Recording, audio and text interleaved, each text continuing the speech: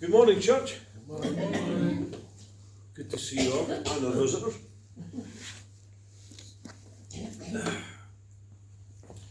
Okay, so I've been doing a bunch of series on choices that people made in the Bible, some good, some bad, and we're going to carry on that today. But I want to begin by telling you a story about this husband who loved his wife. I mean, really loved her, and he would pamper her every time she come home, especially after a stressful day at work. And he would get to the point where he would ask her to text him when she's on her way home, and so he would get the hot water running. He'd swirl the water around, and make bubbles and things, and he'd time it so well that when she got home, the dishes in the sink were ready for her to wash. Did you get that one, please? Yeah, no, okay, over your head. Okay. So, like I said, over the past few weeks, before we went to the US, we were looking at a series of questions about choices that people have made. And today we're going to look at one of the most stressful moments and one of the most important choices Jesus had to make in his life. And it wasn't just for him, it was for us today. So remember, Jesus voluntarily went to the cross. Nobody forced him to go and die. So we need to understand that he made that decision to die in Calvary way before he came to planet Earth.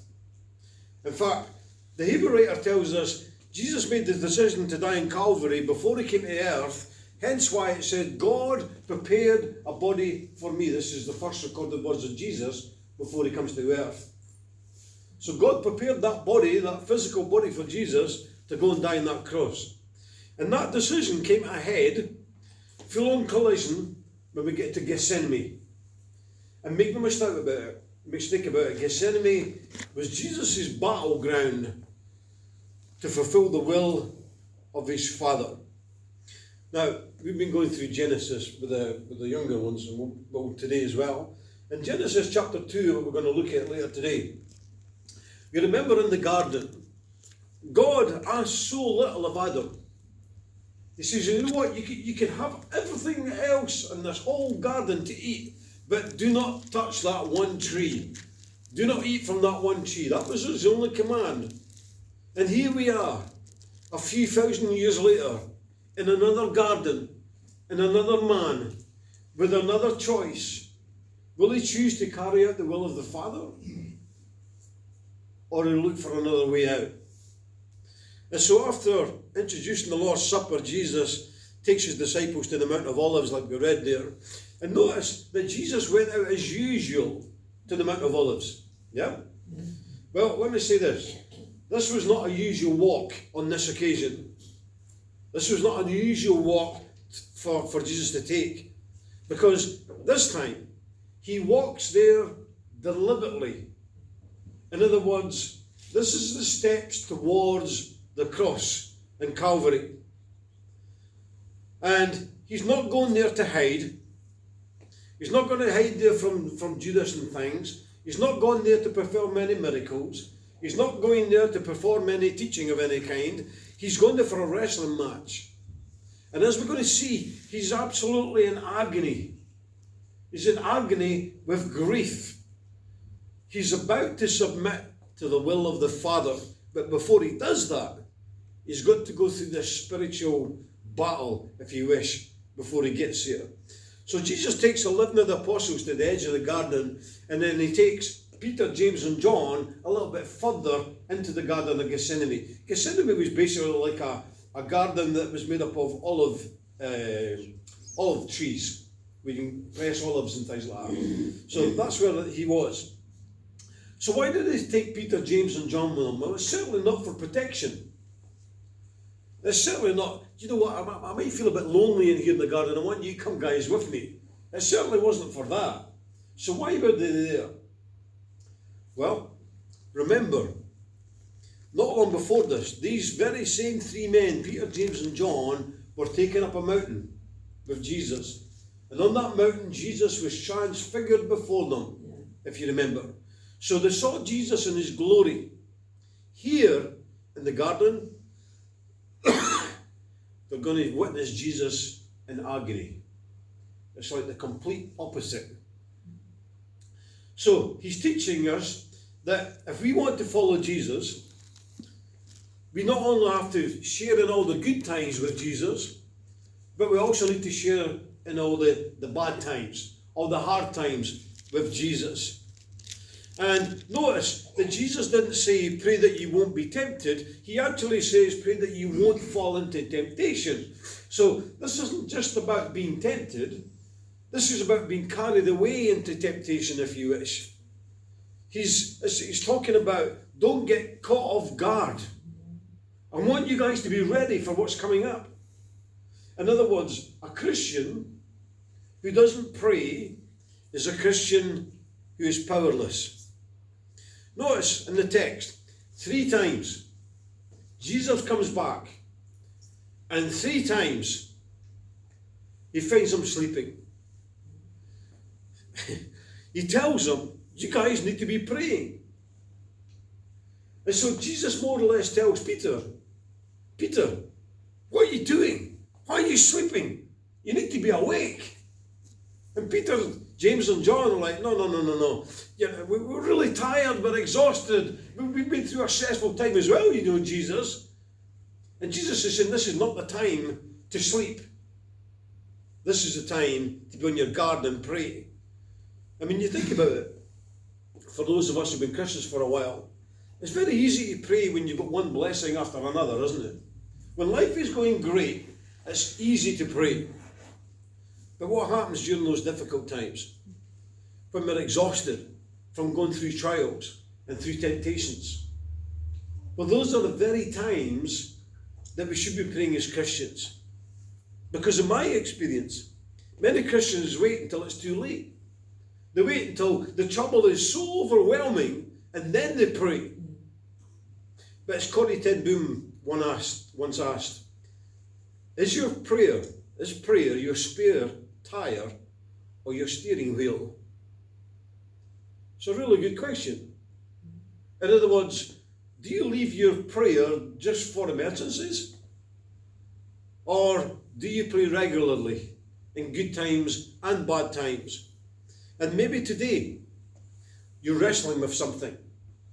Maybe today you're wrestling with the question of, what is God's will for my life? What does He want from me? Maybe you're wrestling with the question of, why has God allowed pain in my life? Why is this happening to me again, God? You know, why does God bring difficult people into our lives? Maybe it's a financial crisis. Maybe it's a health issue. Maybe it's the loss of a loved one. Whatever the situation is, let me encourage you to pray, regardless of what your Gethsemane is right now. Somebody once asked a guy called George Muller, about prayer, how often he prays. And he says, hours every day I pray. I live in the spirit of prayer. I pray when I walk, I pray when I lie down, and I pray when I walk up. I continuously pray all the time. So let me encourage you to continually keep praying in good times and bad times. So what I want to do this morning is share with you 3 very quick applications that we can learn from Jesus' experience in Gethsemane. And if we practice these in our own lives, I'm sure you're going to be blessed through it. So number 1, get intimate with your Father. If you want to go through your Gethsemane, whatever it is you're facing right now, and I know even in this room and online, there are people who are going through difficult times. I know that. If you want to get through those, you need to draw closer to God. The very first word that comes from Jesus' lips when he's on his own, Father. Remember, his closest friends are fast asleep. His betrayer, Judas, is on his way with a whole bunch of people. And Jesus, his soul is overwhelmed with sorrow to the point of death, and yet he still says, Father. See, this isn't just talking about intimacy. It's talking about possession. He's alone here in the dark. He's facing death. He's wrestling with the weight of the world's sin on his shoulders. And yet, he has no doubt about who he is and about who he is. He's his Father. And this is something that Christians often forget. We go through difficult times and we focus on the trial. And we're so busy focusing on what we're going through, we forget who we are as his children. We forget that he is our Father. We forget those things. And it's in those difficult times, if you're honest, like I do, you'll often ask, where are you, God? Where are you?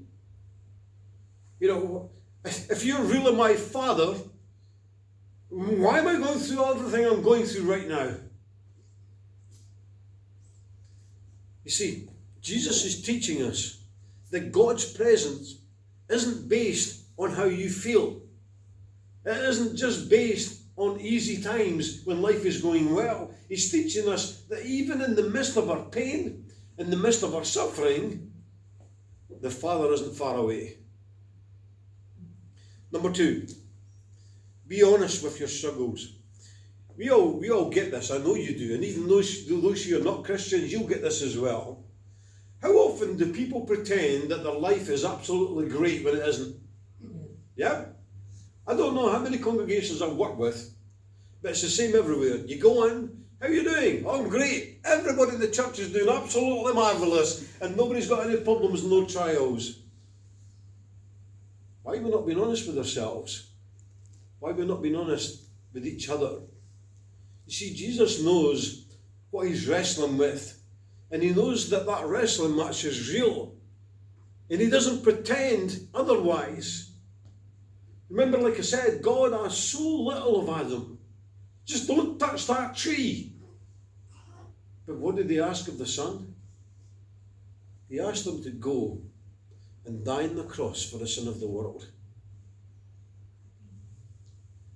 You see, Jesus is pleading with the Father for another way to deal with this whole situation with the sin of mankind. But he knows there is no other way. But he's wrestling with it. He's thinking about the suffering on the cross that he's going to endure, hence why he refers to it as the cup. And so yes, Jesus is fully God, but he's also fully man. And as a man, in Gethsemane, we see him groaning. We see humanity groaning out of him because of what he's going to go through. And notice, the more Jesus struggled, the more he prayed. How often, as Christians, do we struggle with prayer? The struggle keeps coming and then we stop praying. See, Jesus is taking us to pray more. And his pain and his agony is real. The struggle is genuine. And we see that because he's sweating so much that the sweat looks like drops of blood. Like thick. That is a genuine medical condition that's been proved with under anxiety and deep stress that blood can start coming out your sweat. So this is what Jesus is going through in this garden. Absolutely feeling every moment of it. And so Jesus is struggling with the full horror of what's coming next. And if that wasn't enough, Jesus knew that I need to drink this cup on my own. I have to go through this suffering on my own. He's the one that has to do it. He's the one who's going to die for us. He's the one who's going to die instead of us. And remember, Jesus being human felt like he was going through it alone, although the Father was there all the time. But he knew he'd have to die for us. The only reason that you and I are sitting here today as Christians is because of what Jesus did 2,000 years ago. Never forget that. Not because you're so good or so great, or because you know the Bible or you go to church. Nothing to do with that. It's all because of what Christ has done. And he chose to do that before he came to planet Earth. And notice, he fell to the ground and he prayed. Notice, well, you won't notice, but in the Greek text, in the actual Greek text that this is written in, it implies that he didn't just fall once. It actually says that Jesus staggered, and then he fell to the ground, and then he got up, he moved a little bit further, and he fell to the ground again. He collapsed again. This is absolute agony that Jesus is going through here in this garden. And notice that an angel from heaven appeared to him and strengthened him. And why did the angel appear? What's the point of the angel appearing to him? Well, it certainly wasn't to remove the cup. It certainly wasn't to say, Jesus, by the way, God's got a plan B. You know, we don't have to go through this. He's there to strengthen them, to give Christ the strength to keep going and say, thy will be done. Did you know that you have a guardian angel? Did you know that? Yeah. Notice what the Hebrew writer says. Are not all angels ministering spirits sent to serve who? Those who will inherit salvation. So if you're a Christian this morning, the Bible tells us that God says, when you're going through difficult times, and really difficult times, we need to be honest with ourselves, we need to be honest with God, and God himself is going to send your own personal guardian angel to strengthen you, to help you keep going, to help you keep carrying out the will of God in your life. And then number 3, humble yourself before God. You know, despite the agony that Jesus is going through, he still submits to the Father's will. And this is crucially important here and very relevant to what some people are going through to this very day. Notice that Jesus uses the word yet. Father, if you are willing, take this cup from me, yet. Don't underestimate the power of that word, the power behind that word. He knows what's coming up. He knows that Judas Iscariot is coming with a whole bunch of people to arrest him. He knows the disciples are going to flee for their lives. He knows he's going to go on trial. He knows he's going to be mocked, flogged, and spat upon, and crucified. He knows all of that's coming up. And after wrestling with all that which is to come, he still surrenders to the Father's will and says, yet, not my will, but your will be done. You see, Paul tells us in Philippians 2, he, Jesus, humbled himself before the Father. Not just to die, but to die where? On a cross. At that time, for those people and for us today. And Paul tells us that the first Adam brought sin and death into the world, where Jesus, the second Adam, brings forgiveness and he brings life. In other words, when the first Adam failed to do in the Garden of Eden, Jesus succeeded in doing the will of God in the Garden of Gethsemane. And Gethsemane teaches us that the kingdom of God is only entered through the denial of oneself. We have to deny ourselves and accept the will of God. So no self-will can live unchallenged in God's kingdom. So let me encourage you, whatever you're going through at the moment, to submit to the will of the Father. Ask God, what do you want me to do? Read his word and just do it. Submit. Whatever you're going through, right now or in the future, and submit to him. Let me encourage you to get intimately close with the Father, to keep praying to him, stay close to him, be honest with yourself about what you're going through, and talk to people about it. See, we're all going to have to face our own personal gardens of Gethsemane. Like I said, maybe you're going through it right now. Maybe a time will come when you're going to be betrayed, or you're going to go through grief, or your friends, or your so-called friends, are going to just leave you to it and desert you. But we're all going to have our moments of sacrifice, unbearable pain, and it's during those moments we need to ask ourselves and be honest with ourselves, whose will is going to be carried out in my life? Now we could say, God, I don't understand why I'm about to lose my job, yet not my will be done, but your will be done. God, I don't understand why I lost a loved one this week, yet not my will be done, but thy will be done. You see, God, I'm in a really dark place at the moment. You've got no idea what I'm going through. I don't know what the future holds for me. I don't know what the future holds for my family. Yet, not my will be done, but thy will be done. You see, we may not fully understand why God allows things to happen in life. We'll never grasp that. And we may feel that those are the times that God has left us and abandoned us. But Jesus is teaching us in Gethsemane.